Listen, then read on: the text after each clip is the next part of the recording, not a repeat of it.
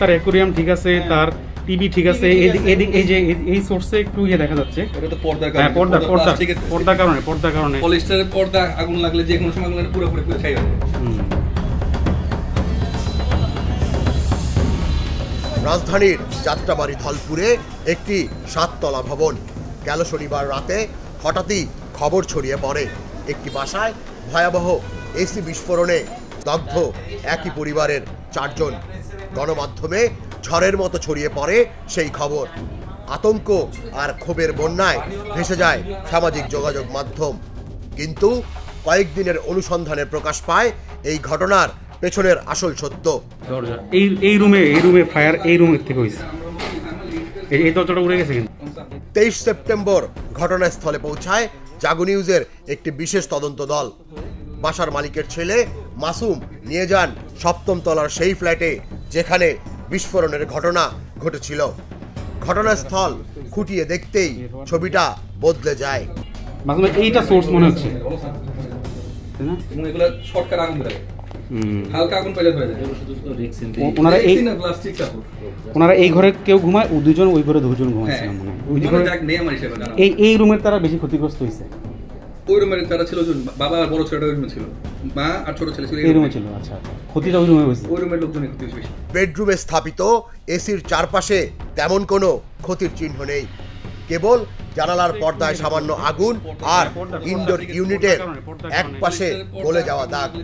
অথচ এসির নিচে থাকা সোফা, এমনকি পাশেই রাখা টিভি, রাউটার, খাট সবকিছু একেবারে অক্ষত।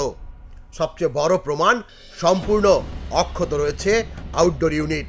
অথচ প্রকৃত বিস্ফোরণ হলে সেটি প্রথম ধ্বংস হওয়ার কথা। মা বাবা যারা বলতেছে তার অ্যাকোয়ারিয়াম ঠিক আছে, তার টিভি ঠিক আছে, এই যে এই সোর্সে একটু দেখা যাচ্ছে। এটা তো পর্দার কারণে, পর্দার কারণে পলিস্টারের পর্দা আগুন লাগলে যে কোনো সময় আগুন পুরোপুরি পুরো ছাই হয়ে যাবে। ড্রয়িং রুমের দেয়ালে দগ্ধতার স্পষ্ট ছাপ দেখে প্রশ্ন জাগে, আগুনের সূত্রপাত কি তবে অন্য কোথাও থেকে হয়েছে? বিস্ফোরণের গল্প কি ইচ্ছাকৃতভাবে সাজানো?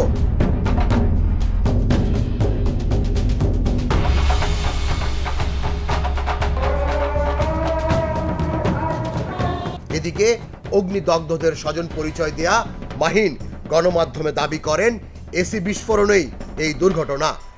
সেই দাবি ঘিরে ইতোমধ্যেই তোলপাড় তৈরি হয়েছে, কিন্তু ঘটনাস্থলের চিত্র বলছে সম্পূর্ণ ভিন্ন কথা। একটাই কথা যে এই এসিটা সার্ভিস দেওয়া হয়েছে, তারপরও তাদের এসিতে এরকম একটা বাজে সার্ভিস দিল কেন? এটা আমার আপনাদের কাছে অনুরোধ যে তাদের এসিতে এরকম একটা বাজে সার্ভিস দিল কেন?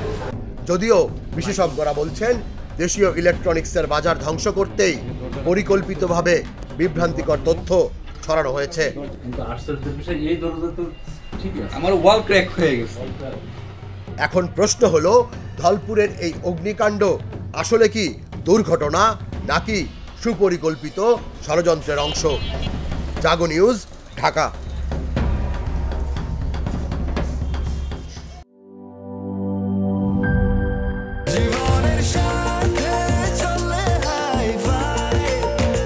স্বাস্থ্যকর অল টাইম ফ্যামিলি কেক, সব সময় অল টাইম হেলদি লাইফ।